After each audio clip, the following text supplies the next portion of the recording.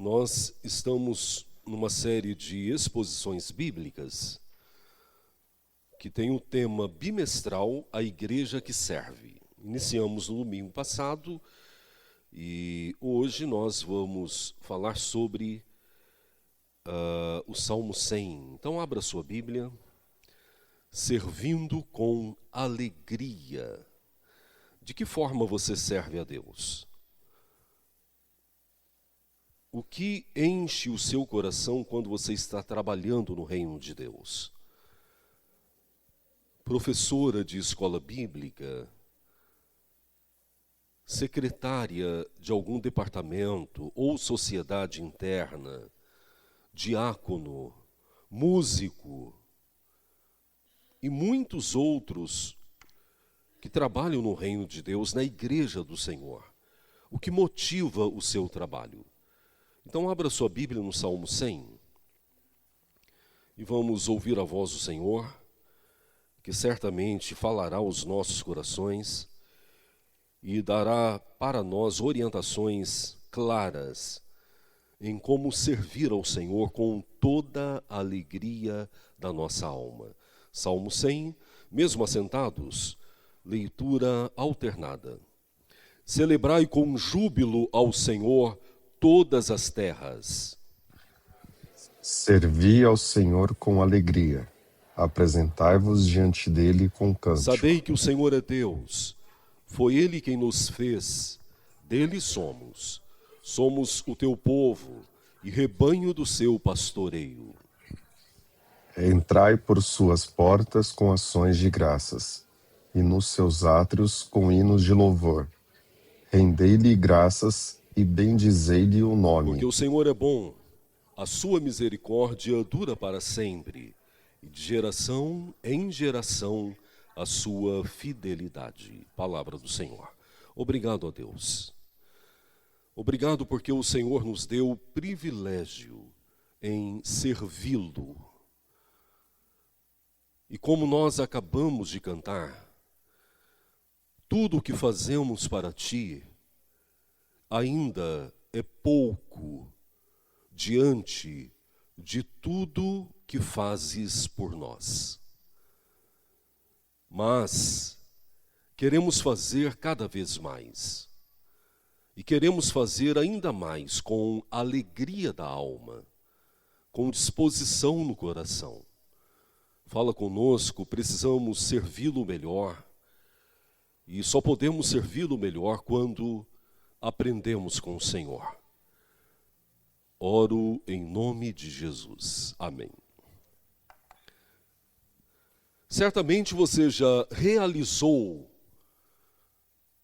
alguma função sem alegria. Vamos traduzir isso da forma mais simples dentro das nossas casas. Nós, maridos, por exemplo, quando estamos em casa, as esposas gostam que nós cooperemos com elas, né? E é o nosso papel também. Nós já trabalhamos isso na sala dos casais, né, Josi? E nós não negamos também que tem momentos que a gente está cansado e nós chegamos e quando você senta no sofá, você ouve o grito da esposa. Eulídio! Henrique! A gente estava lá com o corpo e a mente querendo dar uma relaxada, recolha a roupa do varal. Isso acontece lá em casa, aconteceu ontem. Quando o joelho deu aquela inclinada que eu relei no sofá. Amor! Daí a gente já... como você responde? Eu confesso que tem dia que eu respondo com alegria, com paixão. Mas tem dia que eu respondo que eu digo ao pedido, não à pessoa, né? Com tristeza e bravo. Saio resmungando. Recolher roupa agora que eu ia sentar, né? Ou filhos. Quando você pede para o seu filho fazer algo, já perceberam a diferença de quando ele faz com alegria e quando ele faz emburrado? Quantas vezes eu fiz algo errado dentro de casa, ou fui fazer um almoço, ou fui fazer um café, quebrei um copo, porque eu estava meio emburrado. Eu de novo vou fazer o café da manhã. E quantas vezes eu fiz o café da manhã cheio de alegria, e aquilo é leve, passa rápido, é um momento gostoso. Então, na prática de vida, nós percebemos claramente como é fazer algo com alegria e fazer algo sem alegria, sem motivação, talvez só pela obrigação, ou talvez para não ficar ouvindo cobranças. Há uma diferença muito grande. O Salmo 100 é um salmo maravilhoso. Ele está dentro dos salmos chamado Cânticos do Rei, que é a partir do Salmo 92, com exceção do Salmo 94, tá? Com exceção do 94, do 92 ao 100, são salmos do rei. É um salmo no qual nós não temos a clareza de quem o compôs, e isso para nós pouco importa. Porque o que importa para nós é a inspiração divina, é um texto sagrado que foi inspirado por Deus. O fundamento do Salmo 100 é exatamente nos ensinar que nós precisamos servir a Deus com toda a alegria. Tá? A segunda realidade é que nós sabemos que servir a Deus, Mercedes, deve ser em todo o tempo. E quando nós falamos em todo o tempo, Mercedes, nós estamos falando dentro do templo e fora dele. Na casa, no trabalho, na rua, nós devemos viver para Deus, nós devemos servir a Deus e ao próximo. Mas o Salmo 100, ele fala de servir a Deus no templo. Tá? Então nós estamos falando agora de uma realidade de serviço que está restrita aos trabalhos do reino. Aquilo que você faz dentro da igreja, aquilo que você faz para a glória de Deus aqui, na família da fé. Então, esse é o fundamento do Salmo 100. Vamos ver, então, como Deus desenvolve uma orientação tão clara para o meu coração de como servi-lo com toda a alegria. Leiam, por favor, o versículo 1.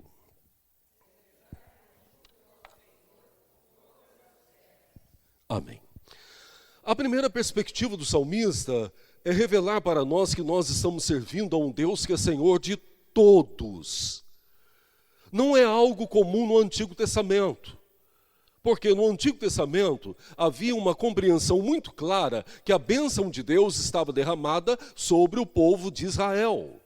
Mesmo que nós encontremos promessas no Antigo Testamento que apontaram para uma graça que envolveria todos os povos, a mensagem principal é o Deus do povo de Israel. Mas o Salmo 100 já amplia o senhorio de Deus, o amor de Deus, o cuidado do Senhor, a provisão de Deus, não apenas para o povo de Israel, mas para todos os povos. O Apocalipse, João em Apocalipse, deixa isso muito claro, mostrando que diante da grandeza de Deus, todos os povos se renderão à sua soberania e todos os reis reconhecerão que Ele é Senhor. Então a primeira lição do salmista é, olha, sirvam a Deus com toda alegria, porque Ele é o Senhor absoluto de todas as coisas. É a primeira verdade. Quando nós compreendemos que estamos servindo a um Deus que é Senhor de todas as coisas, nós vamos fazer isso da melhor forma possível. A segunda verdade está no versículo 2. Leiam, por favor.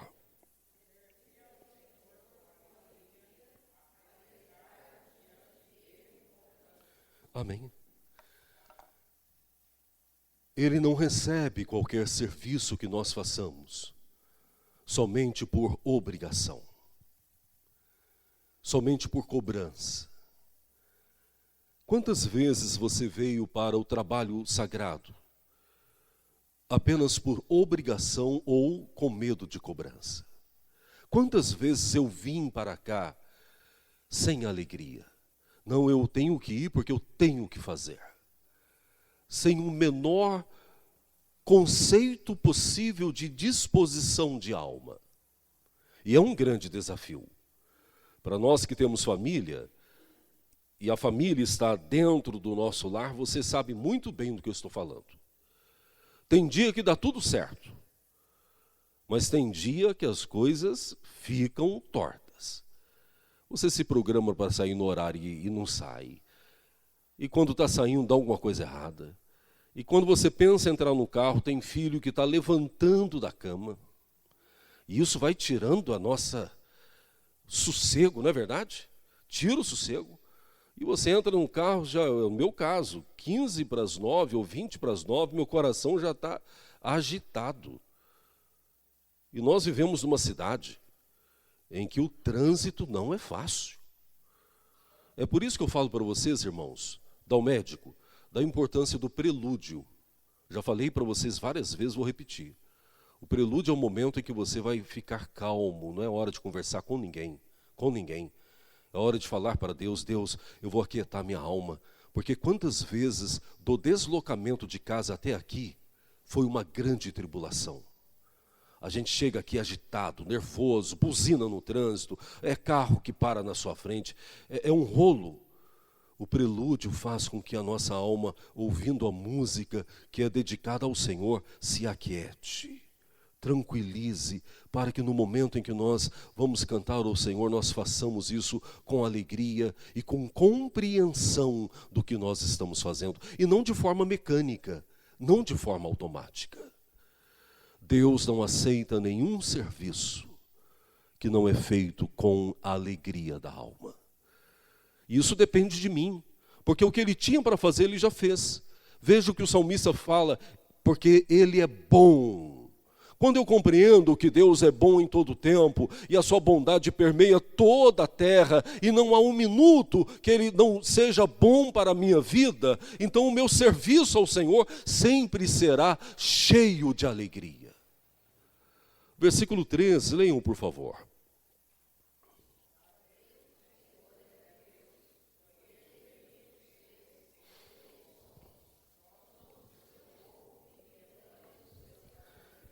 Amém. Por que você vai servi-lo com toda alegria? Primeiro, Ele é Deus. Eu vou falar de algo aqui que é impossível. Mas se você ficasse um minuto sem ser abençoado por Deus, você ainda o serviria com toda a alegria, porque Ele é Deus. A primeira lição é que nós não o servimos com alegria por aquilo que Ele faz para nós. A primeira lição é que nós o servimos com alegria porque Ele é Deus. Isso não está ligado a circunstâncias ou a condições. Eu vou servi-lo com a alegria da minha alma porque Ele é Deus, não há outro Deus. E aí ele prossegue desenvolvendo a argumentação dele, primeiro apontando a divindade e a dignidade dele em receber o meu serviço com toda alegria, dizendo, e foi Ele quem te fez. Gratidão. Senhor, eu te sirvo, porque eu sou obra das mãos do Senhor. Eu te sirvo, porque eu fui feito com um propósito de vida. Já parou para pensar que você está aqui, não por um motivo simples, não porque o seu pai e a sua mãe se amaram e você nasceu. Já parou para pensar que foi Deus que te fez e te fez com um propósito de vida? Com uma história. E se você não compreendeu isso ainda, está na hora de compreender. Tem gente perdendo tempo de viver para a glória de Deus e deixando de experimentar as grandezas do Senhor. Deus tem abençoado, Deus tem sustentado, Deus tem fortalecido, Deus tem livrado de várias situações, e ainda assim nós não temos servido a Ele como nós devemos servi-lo. Então o salmista primeiramente fala, Ele é Deus, você tem que servi-lo. Segundo, você tem que servi-lo porque foi Ele quem te fez. Em outras palavras, a sua vida pertence a Ele. Você pertence a Ele, a sua história pertence a Ele, você depende dEle, você é criação dEle. Então sirva ao seu Criador. O terceiro fundamento, dentro do versículo 3, somos o seu povo e rebanho do seu pastoreio. Daí o salmista tem uma perspectiva neotestamentária, uma perspectiva do Novo Testamento. A terceira verdade fala de redenção, fala de um rebanho, fala de um pastor, fala de vida eterna, fala de um Deus que nos conduz, que provê as nossas necessidades, que nos protege. Rebanho formado de ovelhas que depende de um pastor que conduz. Um rebanho que reconheceu que há um Senhor que o amou a tal ponto em morrer por ele. Terceiro fundamento, sirva ao Senhor com toda alegria, porque você é ovelha de Cristo Jesus. Olha que bênção. E se você ainda não parou para pensar um pouco sobre isso, pare para pensar. Já falei isso na sala dos adultos, quando eu dei aula. O que é ovelha? Ovelha é aquele animal, como o baiano fala, abestalhado, abobalhado, sossegado. Se não tiver um pastor, ele sai andando para qualquer lugar, gente. Ele não tem noção nenhuma, se perde facilmente. Se vocês nunca viram o rebanho presencialmente, procure ver. Ou, se não tiver essa possibilidade, vai assistir um filme da realidade das ovelhas. Está um animal extremamente dependente de quem o conduz. Se deixar, ela se precipita, porque não tem percepção de risco, de nada, ela não tem como reagir aos animais ferozes e predadores. É por isso que a Bíblia aponta para nós como ovelhas, mostrando para nós que sem Deus nós nada somos, sem Deus nós estamos fadados à morte, sem Deus nós estamos fadados às ciladas do diabo, sem Deus nós não temos a mínima perspectiva de vitória. E aí nós temos o bom pastor, que deu a vida pelas suas ovelhas. Então sirva a Ele, porque você é ovelha do pastoreio, você é ovelha do rebanho, é Ele quem cuida de você, é Ele quem te alimenta, é Ele quem te protege, é Ele que mesmo no vale da sombra e da morte estará contigo. E ele introduz a conclusão do Salmo 100, falando que a partir desses reconhecimentos de como nós devemos servir a Deus com alegria, então nós estamos prontos para entrar no templo do Senhor, para entrar na casa do Senhor e servi-lo. Então, o salmista está falando, olha, se vocês não aprenderem isso primeiramente, para que vocês possam trabalhar para Deus com toda alegria, não entrem, não façam. Vamos voltar à questão familiar, Eliana. Quantas vezes eu fiquei emburrado e daí a Neísa falou, então não faça, deixa que eu faço. Já passaram por isso? Ou você fala para o filho, vai fazer aquilo, o filho sai emburrado, daí você fala, pode parar, assim você não vai fazer. Senão não vai ficar bom. E você faz. É isso que o salmista está falando. Se não for para trabalhar para Deus com alegria, não faça. Não faça. Então o versículo 4 é resultante dos 3 primeiros e um imperativo. Entrai por suas portas com ações de graças e nos seus átrios com o hino de louvor, rendei graças ao Senhor e bendizei ao seu nome. Somente quando nós compreendemos que Ele é Senhor de todas as terras, de todos os povos, somente quando nós compreendemos que Ele é Deus, digno de todo o serviço, de toda adoração, de toda a minha alegria. Somente quando entendemos que somos feitura dele. Se não fosse ele, nós nem estaríamos aqui. Somente quando nós entendemos que ele é o nosso pastor e sem ele nada somos, nada podemos fazer, é que nós podemos entrar nos seus átrios, no seu reino, no seu trabalho, na sua seara, para trabalhar, para bendizer, para louvar, cheios de gratidão e prontos para bendizer ao Senhor. Agora percebam como esse salmo é didático. Somente no versículo 5, o salmista fala do que Deus tem feito para nós diariamente. Por que ele faz isso? Para que fique bem definido que nós não o amamos, nós não o servimos por aquilo que ele faz. Mas nós fazemos isso por aquilo que ele é. O que ele faz é dádiva, é presente. Até porque, se em algum momento ele não fizer, ele continua sendo digno de todo louvor, de toda adoração e de toda alegria. Então o versículo 5 ele fala, leiam por favor numa só voz.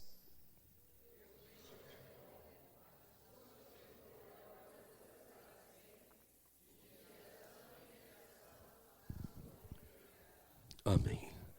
Daí ele fala assim para nós, Elvis, olha para vocês. Deus tem sido bom para você. Apesar de você, Deus tem sido bom.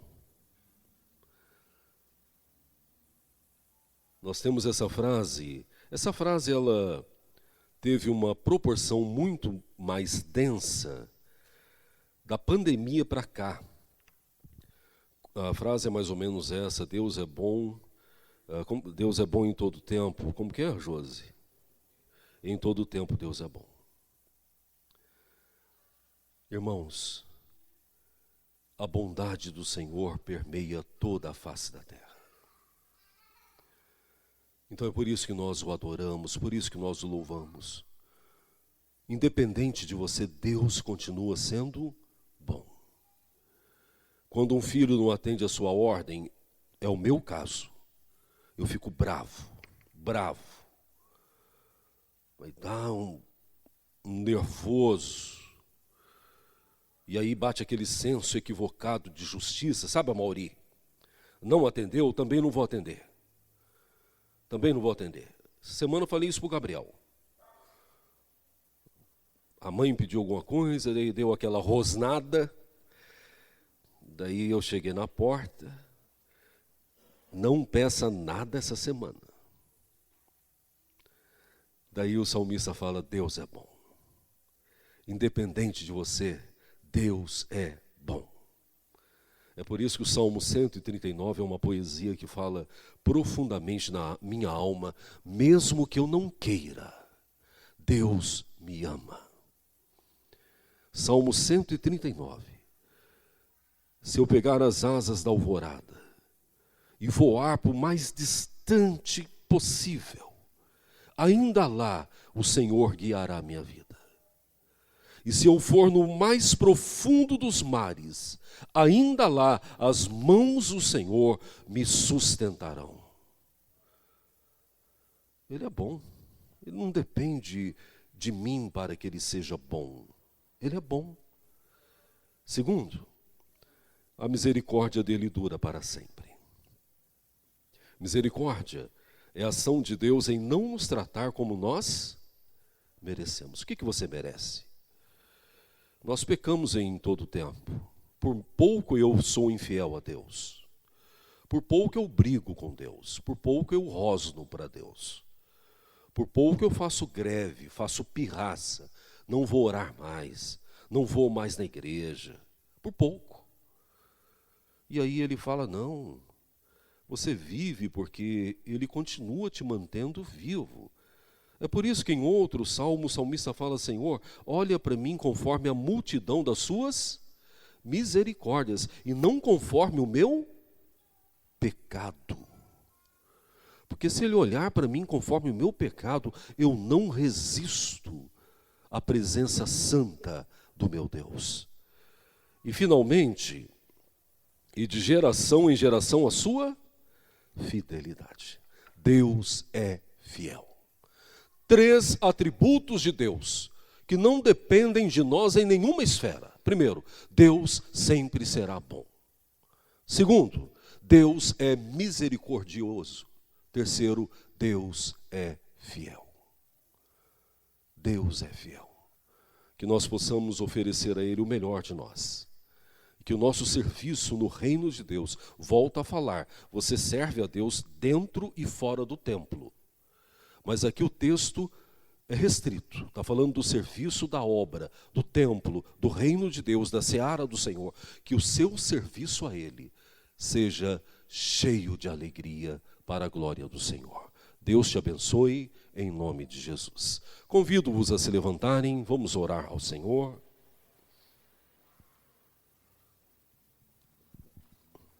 Obrigado, Pai. Obrigado porque o Senhor é bom em todo o tempo. Obrigado porque a sua misericórdia é a causa de não sermos consumidos. Ela se renova a cada manhã. E obrigado porque a sua fidelidade não tem fim.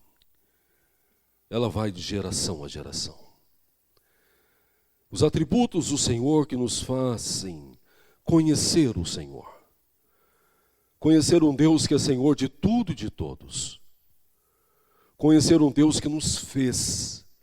Sem ti nada somos. E conhecer um Deus que é o nosso pastor.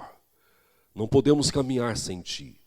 O Senhor é a nossa proteção, é a nossa provisão. O Senhor é quem cuida de nós.